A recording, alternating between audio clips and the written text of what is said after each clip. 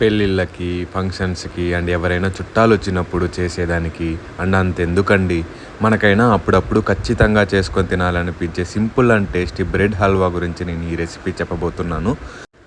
ఎలా చేయాలో చూసేద్దాం పదండి.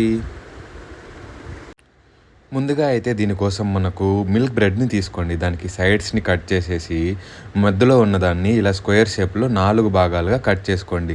దీనికి మిల్క్ బ్రెడ్ అయితే చాలా బావుంటుంది. సో, మిల్క్ బ్రెడ్ మాత్రమే తీసుకోవడానికి ప్రిఫర్ చేయండి. నేనైతే సుమారుగా ఒక 8-10 మిల్క్ బ్రెడ్స్ తీసుకున్నాను.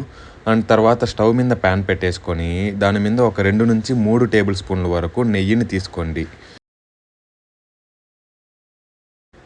నేనైతే ఇక్కడ వీడియో చూపించడానికి నాజూగ్గా కొన్నే తీసుకుంటున్నాను. మీరు అలా చేయకుండా అన్నీ ఒకేసారి వేసేసి ఫ్రై చేసుకుంటే మనకి ఆయిల్ అనేది సేవ్ అవుతుందన్నట్టు. ఒరేయ్! ఒరేయ్! ఒరేయ్! పక్కకు దొబ్బేత్తావేంట్రా? అంతేలేరా! సో, అదన్నట్టు. వాడిలా కంగారు పడకుండా ఉండడానికి అన్ని బ్రెడ్స్‌ని ఇలా మనకి గోల్డెన్ కలర్‌లో వచ్చేంత వరకు ఫ్రై చేసుకోవాలి లో ఫ్లేమ్ మీద. అదయిన తర్వాత వాటిని పక్కన తీసేసుకొని, మరొక టేబుల్ స్పూన్ వరకు ఘీ తీసేసుకొని, జీడిపప్పు ఒక 10-20 గ్రాముల వరకు తీసేసుకోండి. వాటిని కూడా గోల్డెన్ కలర్‌లో వచ్చేంత వరకు ఫ్రై చేసుకోండి కలుపుతూ.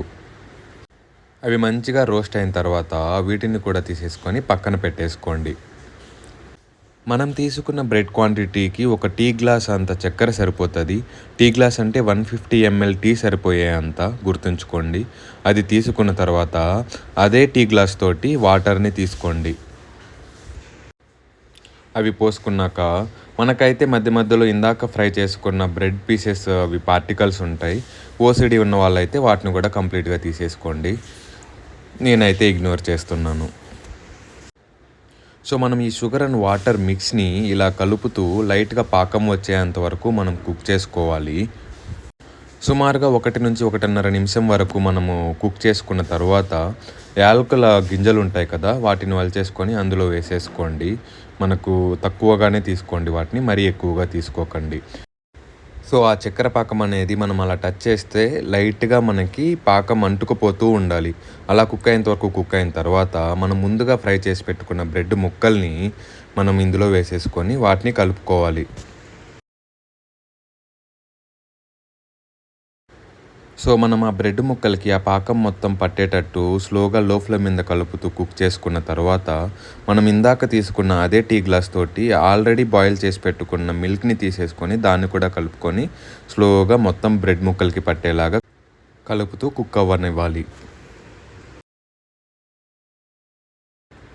అలా కలుపుకుంటూ నేను చూపిస్తున్నట్లుగా బ్రెడ్ ముక్కలు మొత్తం ఇలా చిన్నగా అయ్యేంత వరకు కలుపుకుంటూ దాన్ని కుక్ చేసుకోవాలి. అంతే అండి. లాస్ట్‌లో మనం ఆల్రెడీ ఫ్రై చేసి పెట్టుకున్న జీడిపప్పు ముక్కలని ఇందులో వేసేసుకొని స్టవ్ ఆఫ్ చేసుకోవటమే. సో, వీడియో ఇంతవరకు చూసారంటే ఖచ్చితంగా నచ్చిందనే అనుకుంటున్నాను. సో, ప్లీజ్ లైక్ చేసి సబ్స్క్రైబ్ చేసుకోవచ్చు కదా! అండ్ ఈ బ్రెడ్ హల్వాని మనము సెపరేట్ ప్లేట్‌లోకి తీసేసుకొని దాన్ని కంప్లీట్‌గా కూల్ అయిన తర్వాత అది సర్వ్ చేసుకొని తింటే ఉంటది. ఆహా! సూపర్ అంతే. ఎంజాయ్ చేసేసేయండి. Thank you so much.